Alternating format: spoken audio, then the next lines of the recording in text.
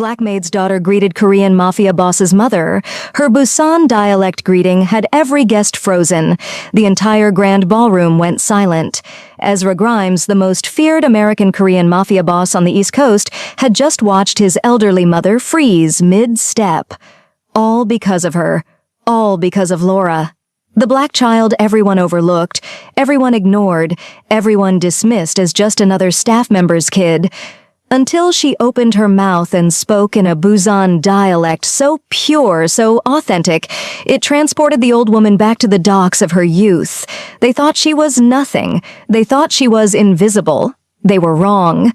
The Grimes estate's gleaming marble ballroom might as well have been a battlefield. Designer gowns and platinum jewelry couldn't hide what these people truly were: killers, money launderers, power brokers. The Grimes family didn't build their empire on kindness. They built it on blood and the ruthless efficiency of their Seoul, New York pipeline. And now the matriarch, Miss Rose, had finally emerged from semi-retirement in Busan to inspect her son's American operations, bringing with her expectations heavy enough to crush steel and a reputation that made grown men lower their eyes. Esther Jenkins knew the weight of expectations. At 32, she'd spent a lifetime being underestimated. Too black for Korea, too Korean for America. A woman caught between worlds, belonging fully to neither. Her daughter Laura, at 6 years old, was already learning the same impossible dance. The household staff had received strict instructions that morning. Be invisible, be silent, be nothing, just another black face in a service uniform. Just another woman to be ignored. Keep your head down, don't make eye contact, speak only when spoken to, and for God's sake keep your children out of sight. The irony wasn't lost on Esther. These were the same instructions her foster mother had drilled into her on the streets of Busan when she was 8 years old, newly arrived from a failed adoption, living in the margins of a city that didn't know what to make of her. The same rules for survival in two countries separated by an ocean, but united in their expectations of invisibility. The staff meeting that morning had been a masterclass in fear. Mr. Chen, the head of household, had sweated through his expensive shirt as he paced before the assembled domestic workers. Miss Rose Grimes built half the Busan operations before her son was even born. She doesn't visit properties, she inspects them. She doesn't overlook mistakes, she eliminates the people who make them. Today she honors us with her presence for the annual gala. Any error, any disrespect, any hint of poor service, and your employment won't be the only thing terminated. Am I understood? Esther had stood at the back of the servants' hall, silent, watching, always listening. The other staff avoided her gaze. The Korean staff especially kept their distance. The black woman who spoke their language too well, who'd lived in Busan, who knew their customs, she made them uncomfortable. She was an anomaly they couldn't categorize, couldn't understand. Their whispers followed her through the service corridors. Why does she know our songs? Where did she really come from? Why does Mr. Grimes allow her to stay? Miss Rose's arrival had transformed the estate into a fortress. Security men with earpieces and bulges under their tailored suits positioned themselves at every entrance. The guest list was vetted 3 times. The catering staff was searched. Every flower arrangement was inspected. Esther moved silently through the preparations, polishing silver, arranging place settings, making everything perfect. Her hands didn't shake. They never shook anymore. Not since that night in Busan 15 years ago when everything burned and she'd grabbed 6-month-old Laura from the foster home just before the authorities arrived. She was assigned to back corridor duty only, away from the ballroom, away from Miss Rose, away from danger, away from recognition. Mr. Chen had made sure of that. You stay in the service areas, he'd snapped at her. No main rooms, no guest interaction. If Miss Rose sees you, he didn't finish the thought. He didn't have to, but fate has a way of mocking our best precautions. A spilled drink in the children's playroom. A door left open by a careless guard. And suddenly, Laura was running through the hallway, chasing a ball that had rolled away from the staff quarters, her little feet padding across marble floors she was never supposed to touch. Esther's heart stopped when she heard the sound, Laura's bright laughter echoing through the corridor that led directly to the ballroom's entrance. She dropped the tray she was carrying and ran, her sensible shoes silent on the marble, her mind racing through every terrible possibility. But she was too late. The ballroom's massive double doors were open for the pre-dinner cocktail hour. The city's elite mingled with champagne glasses and predatory smiles, and there, framed in the doorway like a painting of innocence interrupting evil, stood Laura. Her simple cotton dress, the nicest thing Esther could afford, but still clearly marking her as staff family, stood in stark contrast to the designer gowns surrounding her. Her hair was pulled back in neat braids. Her wide eyes took in the glittering chandelier above. And directly in front of her, turning from a conversation with her son, stood Miss Rose Grimes. The matriarch was smaller than the legends suggested, but her presence filled the entire doorway. Her traditional hanbok, modernized with Western tailoring, spoke of someone who bridged worlds with absolute authority. Her silver hair was pulled back in an elegant chignon. Her jade necklace, a family heirloom worth more than most people's houses, caught the light. Her eyes, cold and calculating, landed on Laura with the weight of 40 years of command. The room began to quiet, conversations dying as people noticed the interruption. Ezra Grimes turned, his expression darkening as he saw the child who shouldn't exist in this space. Laura looked up at Miss Rose, and Esther, frozen in the doorway behind her daughter, watched in horror as Laura did exactly what Esther had taught her to do when meeting Korean elders. Laura bowed, not the awkward American approximation, a perfect, respectful bow, hands clasped, head lowered at precisely the right angle, the kind taught in Busan homes to children who understand the weight of tradition. And then Laura spoke. But it wasn't just the words. It was the accent, the specific regional cadence of the Busan docks, the gritty, soulful dialect that hadn't been spoken in the Grimes household since Miss Rose left Korea 40 years ago, the exact pronunciation that belonged to families who'd worked the fish markets for generations, who'd survived wars and poverty through sheer determination and family bonds that transcended everything else. The ballroom went silent, deathly silent. The kind of silence that precedes violence. Miss Rose's champagne glass froze halfway to her lips. Her eyes widened, not with anger, but with something far more dangerous. Recognition. Ezra Grimes stepped forward, his hand instinctively moving toward the weapon he always carried. His security detail tensed, but Miss Rose raised one trembling hand, stopping everyone in place. She stared at Laura as if seeing a ghost. Her lips moved, forming words in the same Busan dialect, her voice shaking. "Where did you learn this?" Laura, oblivious to the tension, smiled with the pure confidence of a child who'd been taught something beautiful and wanted to share it. "My mom taught me when we lived in Busan." Miss Rose's cane, dragon-headed, gold-tipped, a symbol of her authority, trembled against the marble floor. And Esther, still frozen in the doorway, watched her entire carefully constructed life of invisibility shatter like crystal against stone, because Miss Rose was now looking past Laura, directly at her, with eyes that held a question that could destroy everything or save everything. Who are you? The Grimes estate was a cathedral of blood-stained power, a mausoleum of marble where the elite gathered to trade in secrets and ironclad expectations.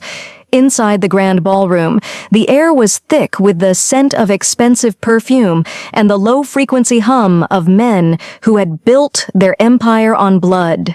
Esther, moving with the perfect invisibility of a woman who knew the survival rules of the underworld, kept her head down as she polished crystal, unaware that her shroud of safety was about to be torn away.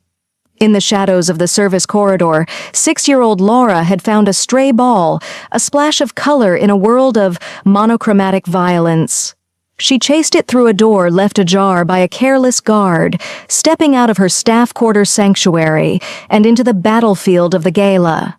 The rhythmic, The hollow tap of a dragon-headed cane suddenly silenced the orchestra, and the Iron Lady of the Seoul, New York pipeline, Miss Rose, appeared like a hurricane made flesh. The collision was inevitable. Miss Rose looked down with ice in her veins, her gaze a blade through silk that demanded submissive silence from everyone it touched. But Laura did not tremble. She had been raised in the multicultural foster communities of Busan, where respect was a surgical miracle of tradition. To the horror of her mother watching from the wings, Laura dropped into a perfect 90-degree bow, her small hands folded with a pure, unadulterated dignity that shouldn't exist in a child so far from Korea. To serve with honor is to find honor in serving. "Respected elder," Laura said, her voice small but carrying a Busan dialect so ancient and pure it felt like a jagged rasp of truth slicing through the room's pretension. The deathly silence that followed was heavy enough to crush steel. Ezra Grimes stood paralyzed, watching the clenched-jawed shock on his mother's face as the girl's gritty, rhythmic greeting resurrected a ghost buried for 40 years. Miss Rose's dragon-headed cane froze mid-tap against the marble, her mechanical indifference shattered by a linguistic root of truth she hadn't heard since her sister's lineage was thought lost to a seaside fire. The Iron Lady didn't see a maid's daughter, she saw a biological bridge to a forgotten heritage. In that surgical moment, the forbidden bow didn't just break the gala's etiquette, it signaled a total systemic collapse of the lie Esther had spent a lifetime protecting. The deathly silence of the ballroom was shattered not by a gunshot, but by the rhythmic, hollow tap of Miss Rose's cane as she began to walk toward Esther, who had collapsed to her knees in a desperate attempt to shield Laura. The atmosphere of terror that usually surrounded the Grimes family intensified as Ezra stepped forward, his tattooed chest tensing with a lethal suspicion. He looked at the black maid he had overlooked and dismissed for years, seeing her now not as a shadow, but as a strategic pawn in a game he didn't yet understand. "Where did she learn that dialect, Esther?" Ezra's voice was a low-frequency hum of controlled violence. Esther's hands shook as she looked up, her survival rules failing her for the first time. She realized the shroud of safety she had built in America was gone, and the only way out was through the jagged rasp of truth. Under the unwavering attention of the Iron Lady, Esther began to speak of the back alleys of Busan and the multicultural foster community, where she had hidden after escaping a seaside fire that everyone believed had left no survivors. She described a rainy afternoon in a small apartment where Laura had been raised by the ghosts of the Grimes lineage, learning the proper way to address elders and the soulful cadence of a family she was never supposed to meet. Miss Rose listened with narcissistic blindness, replaced by a raw human vulnerability, her eyes searching Laura's face for the biological bridge to her own lost sister. The irony wasn't lost on Ezra. The invisible staff member he had ignored was the keeper of his family's sacred history. "They told me the seaside house burned with everyone inside," Miss Rose whispered, her voice a fragile contrast to her usual absolute authority. Esther reached into her pocket and pulled out a clandestine connection to that past, a scorched, jade-colored pendant that matched the one hanging from Miss Rose's own neck. The revelation was a surgical miracle that rewrote the systemic rules of the Grimes empire. Esther and Laura weren't just disposable staff. They were the protected heart of a dynasty built on blood and forgotten promises. The Iron Lady of the Seoul, New York pipeline did not wait for permission. Miss Rose turned away from the stunned gala guests, her dragon-headed cane leading the way toward her private quarters, a gilded trap of mahogany and ancient memories. With a mechanical indifference that ignored Ezra's protests, she gestured for Laura to follow, while Esther was held back by the dragon guard, her heart hammering against her ribs like a trapped bird. Inside the inner sanctum, the atmosphere of terror shifted into something far more intimate and poignant. Miss Rose sat in a high-backed chair, her ice-veined gaze softening as she looked at the little girl who possessed the Busan dialect so ancient and pure. This was the matriarch's test, a surgical miracle of interrogation designed to uncover the root of truth. She didn't ask about names or dates.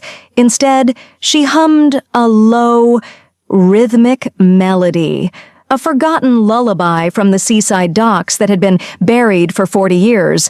Laura didn't hesitate. Her voice, small and soulful, picked up the tune, adding the specific, gritty inflections unique to the Grimes' original coastal village. It was a biological bridge that no spy could fake. The girl began to sing words about seaside fires and rising tides, folk songs that Esther had whispered to her in the back alleys of Busan to keep their history alive. The Miss Rose's mechanical indifference finally experienced a total systemic collapse. Tears, carving tracks through her sophisticated mask, began to fall as she realized this child was indeed the unwitting heir to a legacy she thought had been erased as a loose end. Outside the doors, Ezra stood with his tattooed chest tensing, listening to the impossible harmony of the old woman and the maid's daughter. The test was over, but the lethal suspicion of the underworld was only just beginning to stir. Miss Rose reached out a trembling hand and touched Laura's cheek, recognizing the pure, unadulterated dignity of her own blood. The Iron Lady had found her protected heart, and the survival rules of the Grimes mansion were about to change forever. Ezra Grimes stood in the shadows of the study, his tattooed chest tensing as he watched the unlikely duo through the glass. While his mother saw a biological bridge to the past, Ezra saw only a strategic pawn, or a lethal plant sent by the Silas Syndicate to destabilize his absolute authority. His narcissistic blindness prevented him from seeing the truth. To him, Esther's shroud of safety was nothing more than a cover for a calculated risk. "I want them monitored," Ezra commanded his dragon guard, his voice a low-frequency hum of controlled violence. He poured himself a glass of vintage whiskey, the amber liquid shimmering under the shivering light of the chandelier. He was ready to treat them as disposable staff once more, his mechanical indifference masking the immigrant's trauma that made him distrust everyone. Suddenly, a small hand reached out, untugging at his expensive fabric sleeve.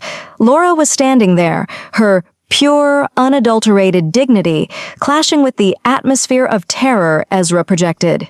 She didn't use her perfect Busan greeting this time. Instead, she used a maid's observation, a skill honed by watching her mother survive in the back alleys. "Don't drink that, Uncle," she whispered in the gritty, rhythmic cadence of the docks. Ezra froze, his blade-like gaze dropping to the girl. The man with the shaking hands who brought the tray, he didn't use the proper way to serve the elder. She pointed to a microscopic, oily film on the surface of the drink, a detail Ezra, blinded by his own sophisticated mask, had completely overlooked and dismissed. Ezra dipped a silver stir rod into the glass. It turned a corrosive black instantly. So the lethal stasis of the room shattered as his dragon guard moved to intercept the waiter, but Ezra's focus remained on the 6-year-old girl in the simple cotton dress. The dragon's suspicion experienced a total systemic collapse. In that surgical moment, he realized Laura wasn't a threat. She was the invisible guard he didn't know he had. His ice-veined heart felt the first crack of humanity as he realized his empire's survival now rested on the maid and her daughter. The news of the Black Pearl in the Grimes mansion spread through the underworld like a low-frequency hum of impending disaster.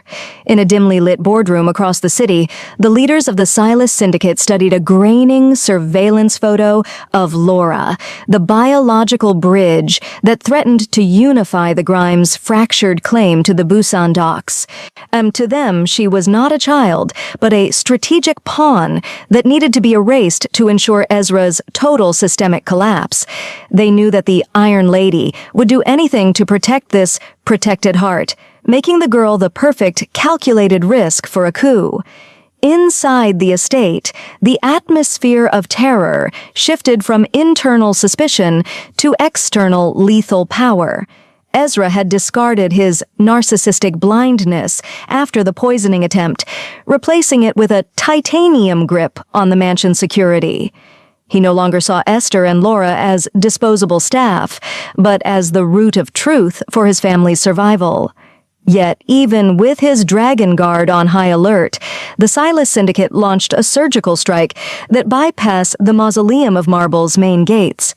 The rising storm broke during the hour of shivering light just before dawn. The first window exploded inward in a symphony of lead, shattering the gilded trap's facade. As the Dragon Guard moved to engage the invaders, Ezra found himself pinned in the library, his tattooed chest tensing as he realized the primary target wasn't his life. It was the girl. The Silas attackers moved with mechanical indifference, their red laser sights painting the walls as they searched for the 6-year-old girl in the simple cotton dress. Esther moved with the street hustle instinct of a woman who had survived the back alleys of Busan. She grabbed Laura, pulling her into a shroud of safety within the invisible pathways of the house, the service tunnels and narrow vents that Ezra and his guards had always overlooked and dismissed. While the Cathedral of Cold Violence erupted into a blood-stained battlefield, Esther became the invisible guard, navigating the darkness with a blade-like focus. She was no longer just a maid. She was the only wall standing between the protected heart and the ruthless cynicism of a syndicate that wanted her daughter dead. In the aftermath of the breach, the Mausoleum of Marble was no longer a fortress. It was a sieve. Ezra's Dragon Guard had been trained for blood-stained power and frontal assaults, but they were blind to the invisible pathways and the shadowed corridors where the real work of the house was done. Recognizing this total systemic collapse of security, Esther stepped into the vacuum of authority, her street hustle instinct replacing the submissive role she had played for years.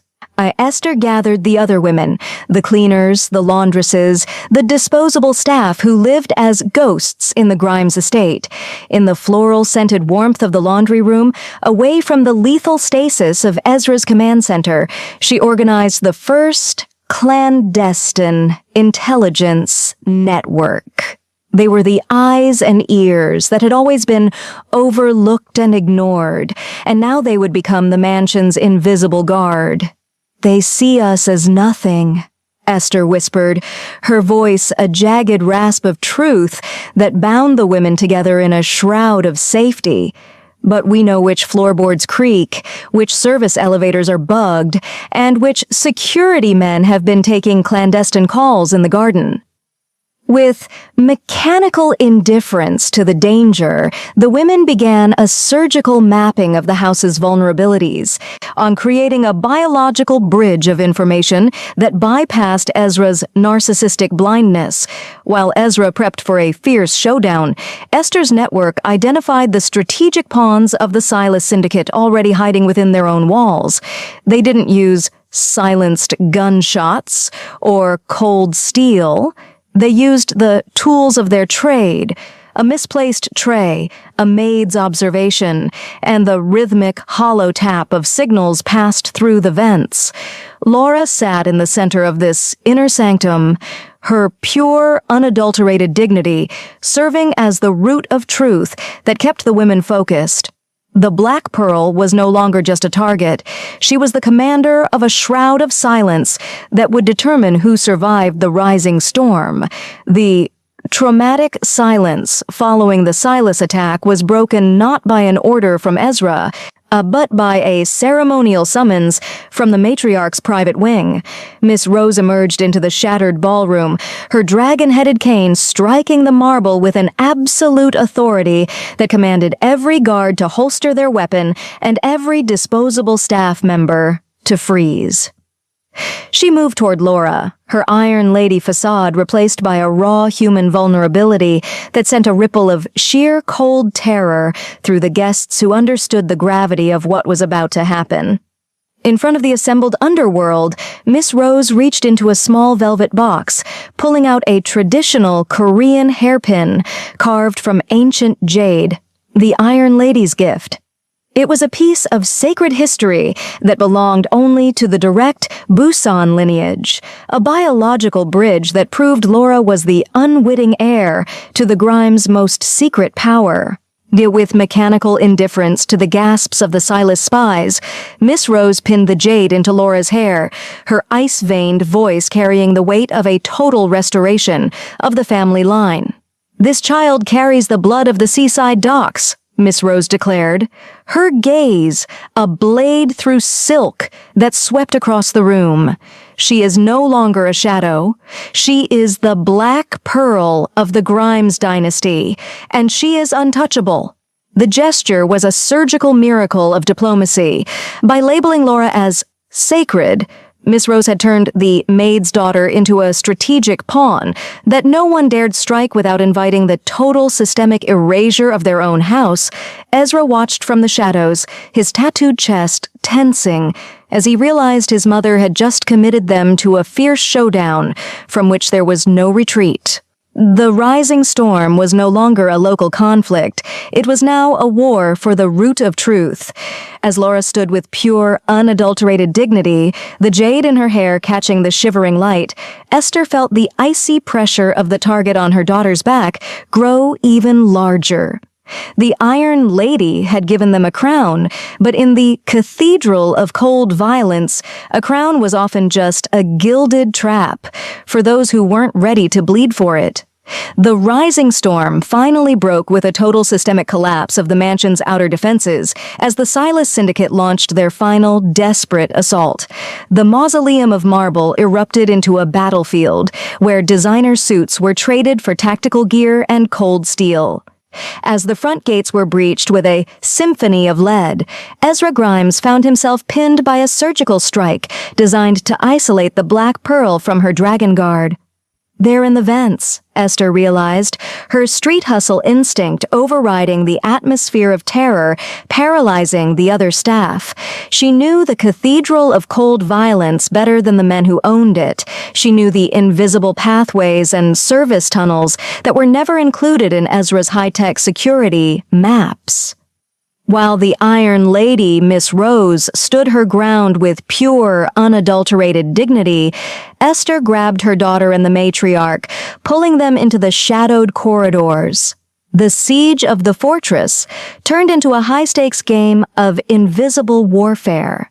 Esther led them through the Maid's routes, the narrow and damp passages behind the laundry and the kitchen where the disposable staff had lived as ghosts for decades.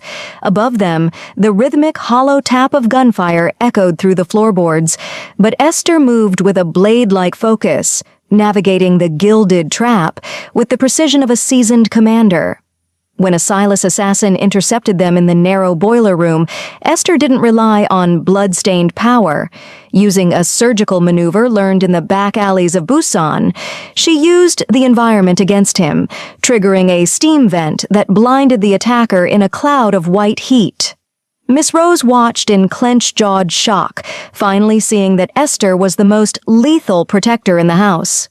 They emerged into the shivering light of the garden, safely past the primary kill zone. And Esther signaled Ezra's loyalists through the clandestine intelligence network she had built, allowing the Dragon Guard to flank the invaders. The Maid had saved the monsters, turning a calculated risk into a surgical miracle of survival. The root of truth was now undeniable. The Grimes Empire lived because the invisible had chosen to see. The symphony of lead finally faded into a traumatic silence as the last of the Silas Syndicate's mechanical indifference was purged from the Grimes estate. The cathedral of cold violence stood scarred, but the root of truth had been firmly planted in the debris. Ezra Grimes, his tattooed chest tensing with the weight of a hard-won victory, stood in the center of the ruined ballroom and did something the underworld never expected to see. He bowed. The bow was not directed at a rival boss or a strategic pawn, but at Esther, the woman who had transformed from disposable staff into the invisible guard that saved his lineage. "You saved my mother. You saved our history," Ezra stated, his voice a low-frequency hum that carried the weight of absolute authority. With a surgical precision, he declared a total restoration of the family charter. Esther and Laura were no longer ghosts in the staff quarters. They were officially recognized as the protected heart of the Grimes dynasty. Miss Rose stepped forward, her dragon-headed cane tapping softly on the marble as she looked at Laura. The girl still wore the traditional Korean hairpin, the Iron Lady's gift, that had marked her as untouchable during the siege. "Your blood is not just what is written in a ledger," the matriarch whispered, her ice-veined facade melting into a poignant smile. "It is the soulful cadence of the songs we carry, and the loyalty that survives the seaside fire." The new dynasty was inaugurated not with a bloodstained contract, but with the scent of soup and bread as the mansion began to heal. Laura, the Black Pearl, sat on the grand staircase, her pure, unadulterated dignity shining brighter than any diamond watch in the room. She was the biological bridge that had finally closed the gap between Busan and New York, between the invisible and the invincible. As the sun rose, casting a fractured golden light over the estate, Esther realized her shroud of safety was no longer a lie. The fear of belonging had been replaced by a titanium grip on her own destiny. The Grimes empire had a new heart, and for the first time in 10 years, the Maid and her daughter were truly home.